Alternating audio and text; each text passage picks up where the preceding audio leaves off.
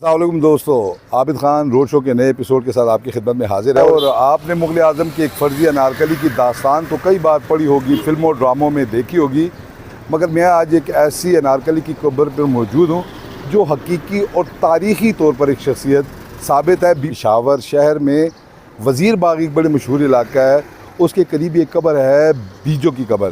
بیجو فارسی میں بندر کو کہا جاتا ہے۔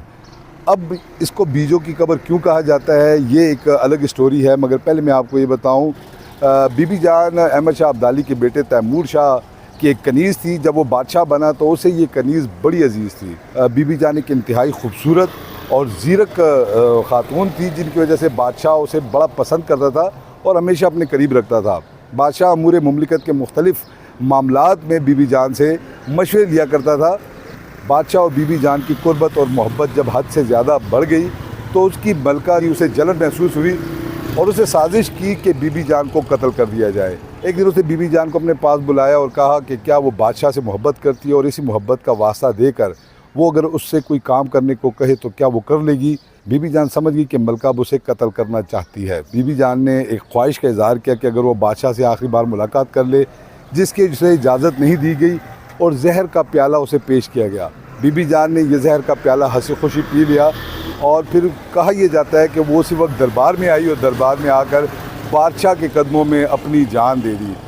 بادشاہ کو بی بی جان کے قتل پر بڑا شدید رنج رہا اور وہ ایک طویل عرصے تک صدمے کا شکار رہا۔ بعد ازاں اس نے پشاور کے وزیر باغ کے قریب یہ قبر بنائی۔ اب اس کو بیجو کی قبر کیوں کہا جاتا ہے؟ کیونکہ بیجو فارسی میں بندر کو کہتے ہیں۔ بادشاہ بی بی جان کو پیار سے بیبو کہتا تھا، جس کا مطلب تھا عزیز اور دل کے قریب، مگر ملکہ نے حسد میں اس کا نام بیجو مشہور کر دیا۔ بادشاہ نے بی بی جان کے مرنے کے بعد ایک بڑا خوبصورت اور عالی شان مقبرہ تعمیر کرایا، مگر ملکہ کو یہ بھی قبول نہ تھا اور اس نے عوام الناس میں یہ مشہور کروا دیا کہ یہ بیجو یا بندریا کی قبر ہے۔ ایک بدقسمت خاتون تھی بی بی جان کہ صدیوں تک اس کی قبر پر کسی نے دعا نہیں کی، یہ سمجھ کر کہ یہ کسی جانور کی قبر ہے۔ اس مزار پر ایک طویل عرصے تک لوگوں کا قبضہ رہا اور اس کے ارد گرد مکان تعمیر کر کے اس کے راستے بند کر دیے گئے، جس کی وجہ سے سالہ سال اس مزار کے اندر کوئی نہیں جا سکا۔ کہا جاتا ہے کہ اس مزار میں بی بی جان اور اس کے ایک طوطے کی قبر موجود ہے، جو کہ بی بی جان سے بڑا مانوس تھا اور اس کے مرنے کے بعد وہ بھی مر گیا۔